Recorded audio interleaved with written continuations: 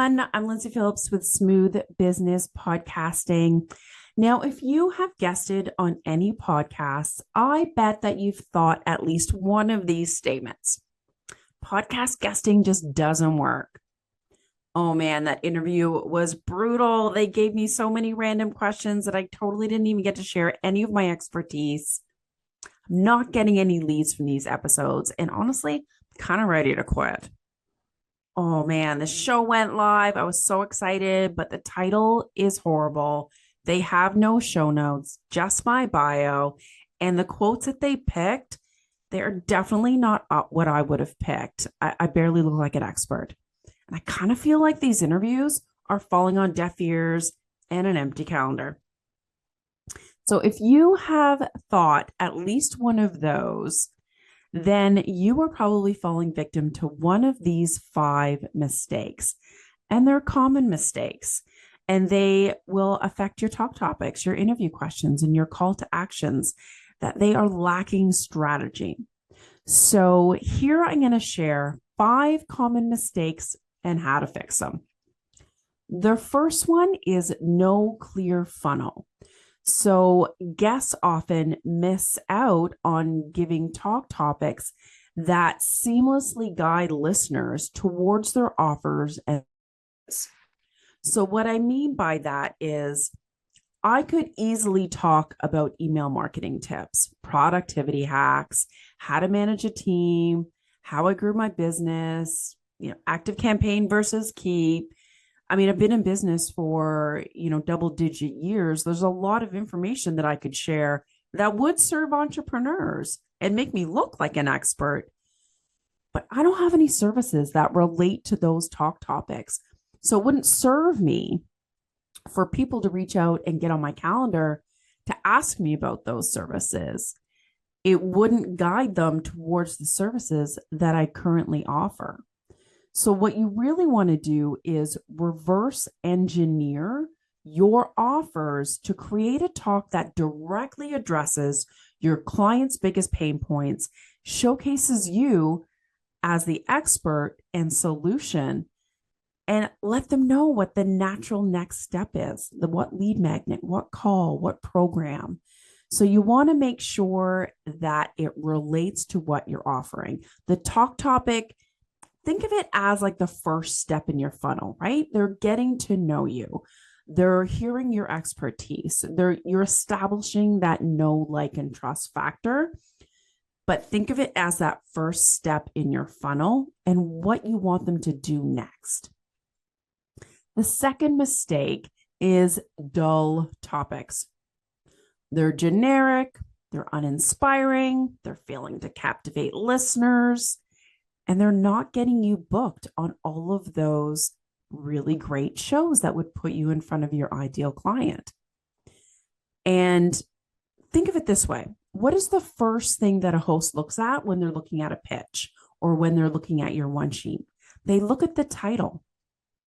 And listeners, when they're scrolling through Apple or Spotify or whatever device it is that they're on, the first thing they look at is the title.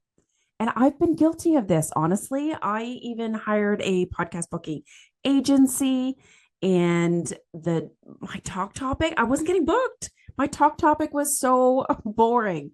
And it was when I used to do content marketing. And I think my title was something like, I don't know, how content marketing can grow your business. I mean, that's so generic. It doesn't help me stand out at all. So I dialed it in. I can't remember what the exact topic was, but it was like 4 ways to repurpose your podcast to attract, nurture, and convert clients. That is specific. So when a host sees that on the one sheet, they're like, ooh, that'll be some good information that will serve my audience. I want to know that. That's a hot topic. And the host will know that they're going to get value from that episode. So you're more likely to get booked. And a listener, when they're scrolling through Spotify or Apple and they come across that, they know it's for them and they know what value they're going to get from it. They know what problem you're going to help solve. So you want to make sure that your talk topics show the benefit what value they're going to get out of it, and make it super snappy, right? Make it really sexy. And honestly, you can even use Chat GPT to help you get a snazzier and a more exciting talk title. The next is unstructured conversations. And this is a biggie because what's happening is, as a guest, you may be relying on the host to steer that conversation. And what happens is it ends up being like a disjointed conversation. It doesn't highlight your expertise, and it's kind of all over the map. I've had clients come to me with that exact same thing. And I've listened to the episodes that we repurpose, and I'm like, there's no path to the conversation. There's like a question here and then a question there. And I can't even pick an actual topic of the episode, honestly, because it's all over the place. And here's why it happens. It's the one sheet and the pitch, because the one sheet is so small and so tight that you have the talk topics on there. But what happens is you end up listing like about, 10 possible interview questions to give them an idea of what they could ask on the show. And that's great. But the questions often are about your business in general, how you grew your business, or there could be a couple of questions about one topic. And there could be a couple of other questions about another topic and a couple of questions about the third topic. But the host doesn't know what questions relate to what topic. So they use that one sheet as their default. So if you crafted those interview questions for each topic to help guide that host to a conversation that will showcase your expertise, deliver amazing content to the listeners, really help solve a problem and wow them, you are more likely to convert listeners to leads. And I know it's called a one sheet, but I don't care. I'm debunking that. And you can have 2 pages on your one sheet. And don't be afraid to reach out to that host and say, hey, I filled out your form, but I know this will really help you. Pick a topic or, pick one of the topics, and here are the questions that you can ask to really help guide the conversation so that we can be sure that we're delivering value to your listeners. So it helps the host, but it helps you as well. And it helps position you as the expert throughout that conversation. That one is a biggie. Mistake number 4, missing impactful stories. So many podcasts, the guest shares information, that is amazing. But it lacks memorable sound bites and compelling stories that demonstrate your success and really engages the audience. People want to imagine themselves in other people's shoes and feel like you really hear them and feel like you're really the solution to the problem. So I'll give an example to kind of paint a picture. So if I'm on a podcast and I'm talking about creating YouTube shorts from podcast episodes, I could share a situation where one of my clients, they had an okay YouTube channel.